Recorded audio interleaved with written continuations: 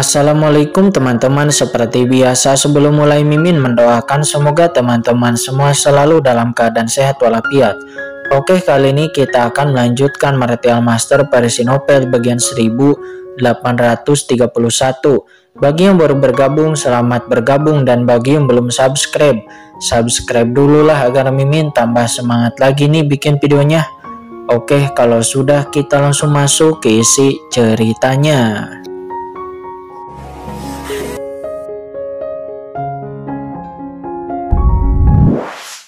Kuming, kedua orang itu sebelumnya pergi terburu-buru. Apakah mereka menemukan sesuatu? Kata Molly sambil tersenyum. Lupakan saja dia, ikuti saja aku dan lihatlah. Kata pria kurus Tuan Kuming itu. Dia mencibir, sosoknya berkedip dan dia terbang menjauh dalam sekejap. Sementara Molly dia buru-buru mengikutinya. Saat ini di batas Laut Mati, Kincen melihat formasi di langit dan mengerutkan kening. Siapa yang meletakkan formasi ini? Meskipun Kincen menduga bahwa akan ada penjaga yang kuat di luar kandang penjara Laut Mati sepanjang tahun, namun Kincen tidak pernah menyangka akan ada formasi sebesar ini yang menghalanginya. Tuan Muda Chen, orang-orang yang dapat mengatur formasi ini pastilah 4 Kaisar Agung tahun ini. Itu pasti mustahil bagi Tuan Yoming dan tidak ada berita tentang permaisuri Ming Yue, kata Seribu Tulang. Oh, karena Kaisar Agung Yoming juga dapat mengatur formasi ini, dapatkah dia menerobosnya? Tanya Kincen dengan suara yang dalam. Aku khawatir itu sulit, kata Seribu Tulang buru-buru menggelengkan kepala. Meskipun keduanya adalah formasi ruang telarang 9 meter, formasi ini tidak dapat dibuat sendiri oleh Tuan Kaisar Agung Yoming, dan struktur formasi yang digunakan oleh para ahli yang berbeda juga akan berbeda. Anda hanya dapat menghancurkan formasi dengan paksa, tetapi dengan cara itu maka situasinya. Tanpa Seribu Tulang melanjutkan perkataannya, Kincen sudah mengerti bahwa Kaisar Yoming sudah sekarat dalam keadaan mati seperti itu, dan memang terlalu berlebihan untuk membiarkannya menghancurkan formasi ini. Tuan, apa yang harus kita lakukan sekarang? Kata Kaisar Simei. Dia juga sedikit gugup dan hatinya hancur. Dia saat ini belum pulih dari luka-lukanya dan tidak mungkin baginya untuk menjadi lawan dari 4 Kaisar Agung. Bahkan di masa kejayaannya dia tidak berani melawan 4 ahli Kaisar Agung secara sekaligus. Tapi dia juga jelas bahwa kandang Laut Mati sangat misterius. Begitu 4 Kaisar Agung tahu bahwa dia telah keluar dari kandang Laut Mati secara hidup-hidup, maka mereka pasti akan menangkapnya dan kemudian menggunakan berbagai cara untuk mencari tahu semuanya yang terjadi di penjara Laut Mati, dan bahkan mungkin akan mencari jejak jiwa, dan dia mungkin akan mengiris-ngirisnya. Setelah ini terjadi, dia dan benar-benar tidak akan menjadi berguna dan hidup akan lebih buruk daripada kematian. Tidak, aku tidak boleh jatuh ke tangan 4 Kaisar Agung. Kaisar Simei menatap Kincen dengan sedikit gentar. Sekarang satu-satunya harapannya itu adalah Kincen, dan tuannya pasti memiliki cara. Ini masalah. Tentu saja Kincen tidak tahu apa yang sedang terjadi di dalam pikiran Kaisar Simei. Kincen hanya mengangkat kepalanya sedikit, menatap dengan sungguh-sungguh ke arah formasi di langit. Segala macam pikiran muncul di dalam hatinya. Pasti ada jalan. Tuan Muda Chen, jangan terlalu banyak memikirkannya. Prioritas utama kita adalah meninggalkan tempat ini secepat mungkin, kata Seribu Tulang. Dia tidak dapat menahan diri untuk berkata dengan cemas. Formasi luar angkasa terlarang 9 meter juga memiliki fungsi pemantauan. Aku menunggu untuk meninggalkan Laut Mati lebih awal. Itu pasti telah terdeteksi oleh formasi luar angkasa terlarang 9 meter di dalam sangkar, dan fluktuasi di sini pasti telah terdeteksi oleh orang sekitar. Dan dapat diperkirakan bahwa akan ada banyak orang yang akan segera tiba di sini. Seribu Tulang sangat cemas apa yang dipikirkan Tuan Muda Chen saat ini, dan sekarang mereka harus secepatnya pergi. Ketika mereka sedang berbicara, wush, wush, di kejauhan 2 pita cahaya hitam menyapu dengan cepat. Itu adalah 2 ahli kuat berjubah hitam yang memancarkan aura hantu yang kuat. Mereka memegang sesuatu seperti kompas hitam di tangan mereka. Mereka dapat melihat Kincen di kejauhan di atas Laut Mati dengan sekilas. Tuan Muda Chen, seseorang datang. Jika kita tidak pergi, itu akan terlambat. Kata Seribu Tulang. Dia tidak dapat menahan diri untuk berkata dengan cemas. Pergi? Kenapa kita harus pergi? Kata Qin Chen. Dia tiba-tiba tersenyum. Qin Chen melihat kedua sosok yang terbang lewat di kejauhan. Ekspresi Qin Chen tenang tanpa rasa takut ataupun khawatir sama sekali. Jantung Seribu Tulang berdebar kencang dan dia buru-buru berkata, Tuan Muda Chen, Anda tidak bermaksud membunuh mereka berdua, bukan? Sama sekali tidak. Kedua orang ini pasti mengikuti perintah 4 Kaisar Agung untuk berpatroli di sini. Jadi mudah untuk membunuh mereka. Namun begitu mereka terbunuh, maka 4 Kaisar Agung pasti akan waspada. Dan ketika 10 istana Yama dan yang lainnya datang ke sini secara langsung, maka semuanya akan berakhir. Kata Seribu Tulang. Dia sangat cemas. Tuan Muda Chen terlalu gegabah. Namun Qin Chen hanya tersenyum tipis. Siapa yang bilang aku akan membunuh mereka? Tidak membunuh mereka. Jadi, apa? Kata Seribu Tulang. Dia tercengang. Apa yang kamu minta begitu banyak? Ngomong-ngomong, pinjamkan aku harta karun di tubuhmu, kata Qin Chen dengan ringan. Harta karunku? Seribu Tulang bahkan menundukkan kepalanya dan melirik tubuhnya. Wajahnya tiba-tiba menjadi sangat jelek dan dia tergagap. Tuan Muda Chen, apa maksudmu? Melihat tindakan Seribu Tulang, wajah Qin Chen tiba-tiba berubah menjadi hijau. Itu senjata sabit kematian. Keluarkan dengan cepat, kata Qin Chen dengan pucat. Apakah Seribu Tulang ini tidak memiliki otak? Oh, itu. Kamu berbicara tentang sabit dewa kematian, kata Seribu Tulang. Dia menghela napas lega, menyeka keringat dari dahinya, lalu mengeluarkan sabit kematian. Qin Chen mengambilnya. Dia terlalu malas untuk berbicara omong kosong dengan Seribu Tulang. Sementara Qin Chen sedang berbicara dengan Seribu Tulang, bawahan dari 2 raja hantu hakim di kejauhan telah melihat sosok Qin Chen, dan mereka terkejut. Apa benar-benar ada seseorang? Ekspresi mereka berdua sangat tegang. Kecepatan mereka melonjak dan Qin Chen dikelilingi di tengah jalan dalam sekejap, berdentang. Masing-masing dari mereka mengangkat senjata mereka dan boom. 2 aura mengerikan dari para dewa yang tak terhitung jumlahnya meletus dari mereka berdua, membentuk aura yang mengerikan, menghalangi lingkungan sekitar Qin Chen. Siapa Anda? Mengapa Anda keluar dari kedalaman Laut Mati? Dan Anda tidak memiliki aura formasi ruang terlarang 9 meter di tubuh Anda? Katakan. Pemimpin itu berteriak dengan tajam dengan ekspresi gugup. Selembar batu giok hitam telah muncul di tangannya, siap mengirim pesan kapan saja. Dan pada saat yang sama pedang hitam pekat telah mengunci Qin Chen dengan kuat. Sama sekali tidak normal bagi seseorang yang tidak pernah terlihat tiba-tiba muncul di kedalaman Laut Mati. Namun sebelum mereka bisa bergerak, wajah Qin Chen menjadi gelap. Apa yang kalian berdua lakukan? Apakah ini cara kalian menyambutku? Keduanya tampak terkejut. Menyambutmu? Apa artinya itu? Apa yang kamu katakan? Pemimpin itu tidak bisa menahan cemberut setelah digoda oleh Qin Chen. Kenapa? Bukankah kalian berdua dikirim oleh Tuan Yan dari Istana 10 untuk menyambutku? Kata Qin Chen melirik mereka berdua. Aku pikir kalian berdua juga sedang mengolah energi hantu. Raja hantu mana yang berada di bawah komandomu? Kata-kata Qin Chen jatuh dan boom, napas kematian tingkat atas melonjak keluar dari tubuhnya dalam sekejap. Dan aura hantu yang dilepaskan oleh mereka berdua pun hancur berkeping-keping.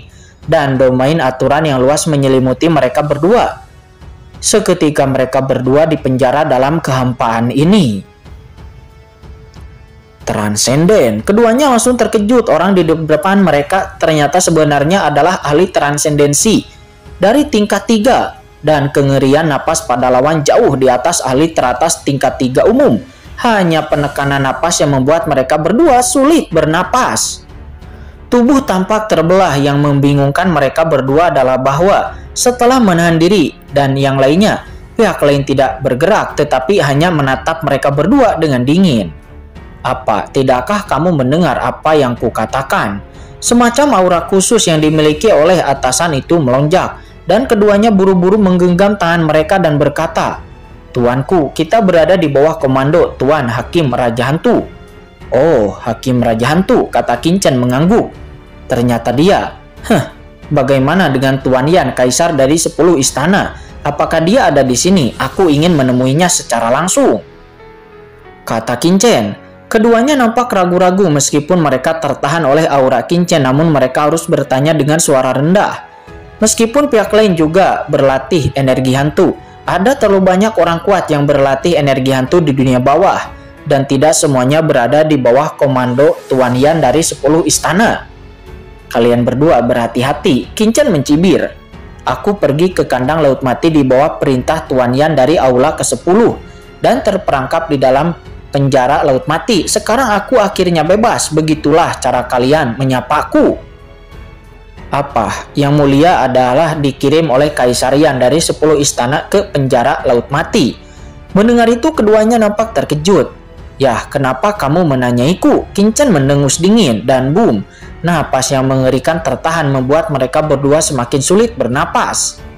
"Saat itu aku diperintahkan oleh Tuan Yan dari istana ke-10 untuk mempertaruhkan nyawaku untuk memasuki penjara laut mati. Namun sekarang laut mati telah berubah. Aku akhirnya memanfaatkan kesempatan itu untuk melarikan diri. Kalian berdua beraninya menanyaiku." Berbicara tentang ini, mata Qingchen berkedip dingin dan sosoknya melintas. Wush. Sebelum pria berpakaian hitam itu sempat menyadari apa yang terjadi, Qingchen telah menjepit tenggorokannya dan seluruh tubuhnya membeku, tidak bisa bergerak sama sekali. Sungguh kekuatan yang begitu mengerikan. Keduanya terkejut dan orang yang lehernya terjepit tiba-tiba berkata dengan ngeri, "Tuanku, mohon maafkan aku. Aku tidak tahu apakah tuanku yang datang, tetapi aku harap tuanku akan memaafkanku." Orang lainnya juga sangat gugup. Jika bukan karena kalian adalah rekan kerja, aku pasti sudah membunuh kalian sejak lama," kata Qingchen dengan lambaian tangannya. Pria berpakaian hitam itu langsung terlempar keluar. Dia menstabilkan dirinya karena malu dan terbatuk keras. Mereka menatap Qingchen dengan ketakutan tetapi juga curiga. Itu benar-benar karena apa yang dikatakan Qingchen terlalu aneh. "Aku tahu kalian berdua tidak percaya, itu saja kalian harus percaya setelah melihat ini," kata Qingchen. Dia terlalu malas untuk berbicara omong kosong. Dan begitu Qingchen mengangkat tangannya lagi, sabit kematian tiba-tiba muncul di tangannya. Di saat sabit kematian muncul, napas kematian yang kuat membumbung dengan gila ke langit. "Pedang Raja Hantu!" Keduanya tiba-tiba berseru. Pedang Raja Hantu itu adalah senjata standar di bawah komando Kaisar Yan dari 10 aula, dan hanya mereka yang telah membuat prestasi besar yang akan diberi penghargaan. Ini adalah hal terkenal di dalam Kaisar Yan dari 10 aula. Hanya saja pedang Raja Hantu adalah senjata standar dan ada terlalu banyak orang yang memilikinya.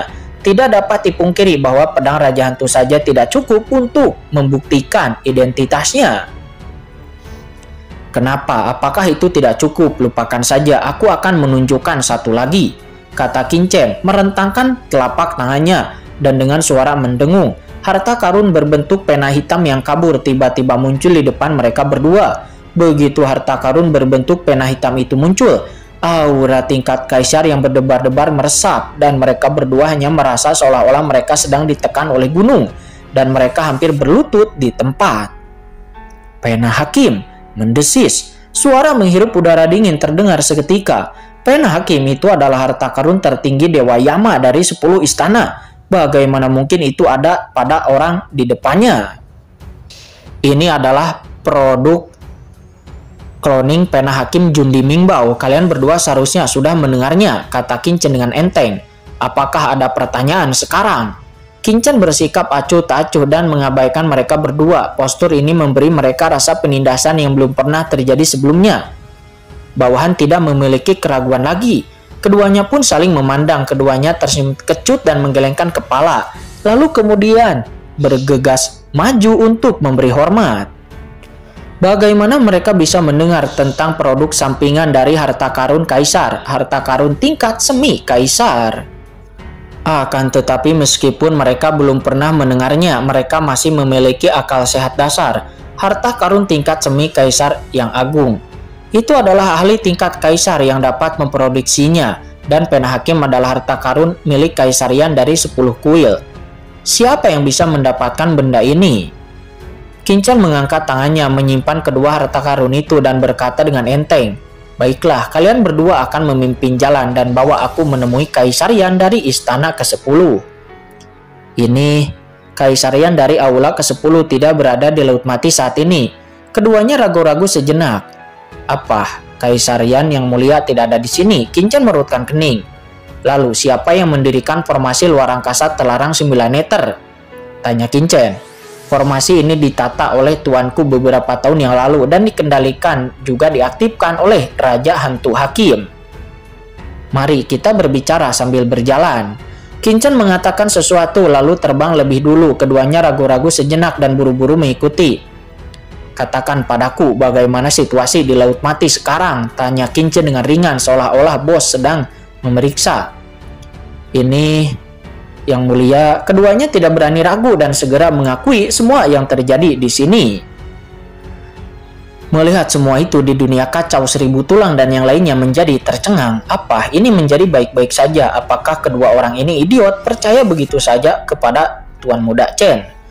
Namun ketika semua orang memikirkannya, mereka semua tiba-tiba menyadari. Karena jika mereka adalah dua orang itu, maka mereka akan sama satu sama lain dan mereka akan diyakinkan dalam sekejap. Mendengarkan penuturan keduanya, Qin Chen perlahan-lahan mengerti semua yang terjadi. Ternyata formasi besar ruang terlarang 9 meter telah didirikan oleh Kaisar Yan dari 10 kuil di zaman kuno. Kali ini itu hanya diaktifkan sementara karena kerusuhan Laut Mati. Tetapi pada saat ini di seluruh Laut Mati tidak ada ahli kaisar yang kuat. Dan pemimpinnya yang ada di sini itu adalah Hakim Raja Hantu di bawah komando Kaisar Yan dari 10 kuil. Tau Sura di bawah komando Kaisar Wu Yue, dan sekelompok orang kuat di bawah komando Kaisar Agung lainnya. Dan di antara mereka Hakim Raja Hantu dan Sura Daoju yang terkuat, karena keduanya adalah ahli tingkat Kaisar Semu. Kaisar Semu. Qin Chen berpikir dalam hal kekuatan. Qin Chen secara alami tidak takut pada ahli Kaisar Semu manapun di bawah komando Kaisar Agung. Tetapi Qin Chen harus waspada terhadap metode 4 Kaisar Agung. Karena Qin Chen belajar dari 1000 tulang dan yang lainnya bahwa ahli kaisar itu kuat. Meskipun butuh waktu bagi tubuh asli untuk tiba, namun kecepatan klon yang diproyeksikan akan sangat cepat. Pada awalnya Kaisar Agung meledakkan telapak tangan dari tempat sungai panjang Roh Mati berada, turun melintasi wilayah dunia bawah yang tak berujung dan hampir bunuh diri. Dan klon proyeksi dari 4 Kaisar Agung setidaknya sebanding dengan ahli kaisar yang kuat. Apa yang harus dilakukan? Qin Chen sedang berpikir. Namun tiba-tiba ada ledakan sonik di kejauhan dan dua sosok yang memancarkan aura menakutkan meledak ke depan. Tidak, itu dari Daoju Sura. Wajah kedua pria berpakaian hitam berubah drastis. Hei, kalian berdua berencana pergi kemana? Dan orang ini, mengapa dia asing? Dua garis cahaya menghentikan Qin Chen dan mereka bertiga dalam sekejap. Dan mereka tertawa sinis. Diiringi suara dingin dari Ku Ming, dua sosok berhenti di depan Qin Chen dan yang lainnya. Hah? Melihat dua orang di depannya, mata Qin Chen langsung tertuju kepada pria berjubah hitam di samping Ku Ming. Aneh, mengapa aura pada orang ini membuatku merasa sangat familiar. Sepertinya aku tidak punya kenalan di dunia bawah ini, kan? Kata Qin Chen. Dengan sebuah pikiran, pupil mata yang tak terlihat meledak di antara alis Qin Chen menutupi pria berjubah hitam itu. Setelah melihat Qin Chen, pria berjubah di sisi yang berlawanan tiba-tiba gemetar, dan perasaan krisis yang tidak dapat dijelaskan muncul di benaknya, membuat seluruh tubuh dan jiwanya gemetar tanpa sadar. Apa yang terjadi? Mengapa tubuhku bereaksi ketika aku bertemu dengan pria dunia bawah ini? Kata Molly, dia adalah Molly. Saat ini jantung Molly bergetar dan dia tidak bisa menahan diri untuk tidak menatap Qin Chen. Dan dia hanya merasakan perasaan ini pada satu orang dalam hidupnya, yaitu, mungkinkah pria ini? Kata Molly, gumam Molly, kemungkinan yang sama sekali tidak mungkin. Tiba-tiba terpikirkan dalam benak Molly, menyebabkan Molly gemetar tanpa alasan menatap Qin Chen di depannya. Tidak, sama sekali tidak mungkin.